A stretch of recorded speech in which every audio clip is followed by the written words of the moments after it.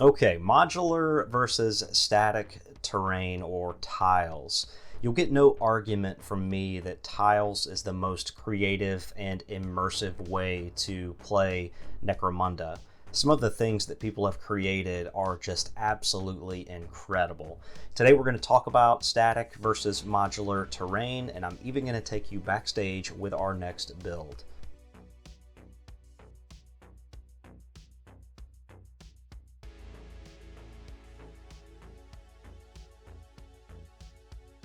Alright, welcome back to Miniature Game Montage. I'm Jimmy, and today we're going to be looking at static tiles first, and just list a few pros of static tiles. From a creativity aspect, there's really nothing like it. You can really just let your imagination run wild. You can create different tiles for different spaces. You want a sump dock, if you want a market or a trading post, if you want where people are throwing each other into a corpse grinder, if you will. You can really do just about anything with static tiles. And from a painting perspective, it's really awesome because you can build it all, prime it all, put a very cohesive paint job on it, and it looks absolutely fantastic. So from just creativity and things like that, having pipes running in the air, you can do things that you can't do unless your pieces are glued down. And that is really awesome about making tiles. Tiles are also really easy for setup. If you give your tiles some modularity, which I highly recommend, you can turn the tiles, twist them in different directions, and create new layouts each time. So if you're looking to just play a game and get some terrain down on the table, pull your tiles out and you are ready to rock and roll. That is awesome as well. If you want to know more about tiles, I highly recommend Tabletop War James. He does some excellent videos on how he creates his tiles. Rapid Tabletop, Leo over there does a great job as well. It's been a while, I think, since he's uploaded. Arethian's Craft as well. I'll put links for all these guys down in the description below. And there's a ton of others on Instagram and other places that you can reference. A lot of these folks have given me just a ton of inspiration for the way that I go about building my Necromunda boards. The only real downside to making tiles is the space required to store them. Just a few tiles can take up a significant amount of your hobby storage space. Some of these tiles can go 2 and 3 layers high, some of them have cranes and things like that, and they need to be put away with care.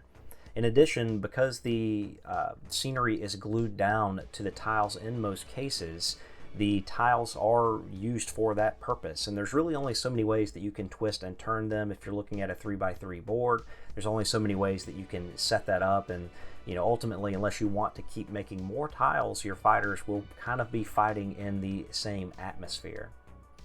In addition, all of the scenery is more or less locked in place, so you could not repurpose or reuse that scenery easily for other games that you may want to play. Maybe that's Kill Team, which would be a little bit easier than, say, Warhammer 40k or some other style of game. You are essentially dedicating that terrain to Necromunda, but if that's the only game that you play, then there's no harm in that. I will say that I absolutely love the look of tiles, and when I see a lot of the tiles that people create, I wish I had that. I really do. I just think it looks absolutely incredible. And I could take the time to build something like that because there's so many inspirational channels out there and people on Instagram. But at the same time, I need to be able to use my terrain for more than just Necromunda, as we do play several other games on the channel. And I do just really like the look of that terrain, and that's why I've kind of chosen to go more modular, which we will cover right now. Alright, on the other hand we have modular terrain, and that's what I use. Every Necromunda setup I've created is unique, and I really love that aspect. It's definitely not as immersive as a full-on tile board, but I can use the terrain for other games such as Kill Team, Warhammer 40k, Grimdark Future, and other games we play. My setup goes back to 2020 when my channel first started. I purchased the Dark Uprising box, which gave me a good start. The actual Games Workshop tiles at the time, however, were in a shortage. I couldn't find them anywhere except on eBay, and the prices were absurd. When they would come back in stock, they would quickly be gone again before I could get them. It's no secret, and many of you know, I 3D print a lot of terrain. Each of these tiles is 3D printed on my Ender 3 printer. It took about 7 hours per tile to print, and 4 of them make a standard 12 by 12. So what is that for a 3x3 board? 252 hours of printing? Crazy, right? I thought so too, but it's all been part of the journey. Along the way, I also found some similar style walls and columns, so I 3D printed a lot of those as well to help fill out the board. It's kind of a never-ending project. Okay, let's talk about the positives of modular terrain. First, I have an infinite amount of setups. Nothing is glued down, so I can figure things out as I go. To get an idea of what the board should look like, I roll up for a scenario. The scenarios are picked with a random number generator of about 100 or so. For our next game, we rolled up for Intelligence Gathering from the House of Shadows book. In this scenario, gangs will be tasked with planting spy devices at the board corners and one in the center. With that in mind, we can start the build. So believe it or not, and this is my next pro, when talking about modular terrain, all of my stuff for my Zone Mortalis style layouts fit in my Dark Uprising box. I also have some room to grow. The modularity of everything is a real space saver. I have other boxes here that have various terrain in them, but this box will serve as the foundation. It's a bit of a tedious process using modular terrain. Each setup probably takes anywhere from 30 to 45 minutes, which is a major downside to having modular terrain. If you want to just throw things on the table and game quickly, it's definitely not for you. I find it relaxing, however, and coming up with new designs and ideas is fun for the most part. Recently, I've been hooked on incorporating more second level doors, so I'm excited to build those in over the next few games. In this setup, we're going to incorporate mainly a Zone Mortalis layout with some height. I'm going to go with a water tower in the middle, and I want it to be an objective where there's some risk in going for it. Based on the scenario, I want the corners to represent something of interest, but outside of that, the general layout of the board doesn't have a plan. I would love to tell you otherwise, but it's really just throwing down walls and columns to see what looks good. Some things I think about are my levels. I try to go 2 or in some cases 3 levels. The potential for fighters to fall is always fun. I also think about entrance points to those levels, and I try to give access from at least 2 places. Overall, you want to think about potential shooting lanes, door placements, and the overall feel of the landscape. For example, when I place a door down, it wouldn't make much sense to have either side of it or something close to it open to where they could just automatically move into that next room. If they want to go inside of the room, they need to open the door or they need to take a longer route. Also, different setups are going to lend themselves better to certain gangs. If you have a lot of open board, for example, that will lean heavily toward Vansar shooting, or if you're on a more compact board, Zone Mortalis with a lot of walls and columns, then Corpse Grinders are really going to be able to move around freely and get up in your face quickly. The good news is, it's all modular, so if you don't like it, tear it down and start over. And as always, you want to think about finishing touches. Think about some scatter type terrain, barrels, boxes, and random piles of junk, and that will certainly help bring your overall board together. Some additional thoughts that may help you with a certain layout that you're trying to achieve, either based on the scenario or just what you have in your head, is work 12 inches at a time. Take a tile and kind of build that out with what you have, see how that looks, and see how that can lead into the next tile. I don't take this approach. I tend to just start scattering stuff around and rearranging from there, but it can certainly help if you focus on one tile at a time, especially if you want to give that a little bit of a theme and how it connects into the next area. As you can see in this build, I have incorporated my level 2 door, which I've been trying to do more of lately. I've made those accessible by some 3D printed walkways across some walls.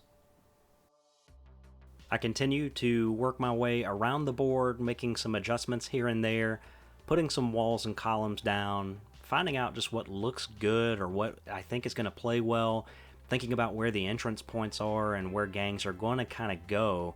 We have not set up the gangs. We don't know who the gangs are at this point. They haven't picked sides or anything, so I don't know if they're going to attack from the top to the bottom or from the left to the right. In watching this footage at high speed, you can kind of see what I go through for every single Necromunda battle report that we produce. And now there is something else to be said for modular terrain as well. If you did not want this column, wall, column type of setup that you get with the tiles, then you could certainly throw out a mat. I will address this further in the questions, but I do love using a mat every once in a while when I want to save a little bit of time. Plus, it allows you to disconnect from that column, wall, column type of layout. You can put columns next to columns. You can still use height without risk of it turning over, as long as you're a little careful. And overall, using a mat allows you to customize the terrain even further if you're working with a fully modular setup. Overall, I really don't have any method to the madness, but when everything is finished and I'm ready for some initial photos, I do get a real sense of accomplishment for the upcoming product. I have no idea what story will unfold, but I approach every setup with the same care. And when I'm done, it all fits nicely back into the box, and it's ready for storage until our next game. So to recap, pros for modular terrain would be space saving and flexibility with your layouts. Cons would definitely be the setup time. For static tiles, it easily conquers setup time. It's so easy just to lay them down and play. It fosters a ton of creativity as well, making each tile unique. The cons, however, would be the space required to store them, and the need to have more and more tiles as time goes on. Now you've seen my approach to our Necromunda games, let's take a look at some comments and questions from the community. Scarredcast asks, what's a good balance of height, clutter, and open fire lanes? How tall do you build some Zone Mortalis? Now I think this is cool. As many of you know, Scary has a YouTube channel that is very well established, and he is now dabbling in Necromunda, so be sure to check his channel out. I'll put a link in the description below. He's one of a handful of larger creators that I know follow me here, and I think that's so cool, as I don't really feel that engaged in the bigger YouTube wargaming community, if that's what you want to call it. To answer his question, the game is just awesome with a 3D environment with height. I honestly do as much height as I can, and I'm limited by the amount of terrain I have. The higher the better for me, because everyone loves a good fall. While I'm not sure what the correct balance is, and I'm sure there is one, I just haven't found it yet. I do like a lot of clutter. Clutter is cover in Necromunda, and I try to make it where fighters aren't in the open that often. In a firefight, it's the last place you would want to be.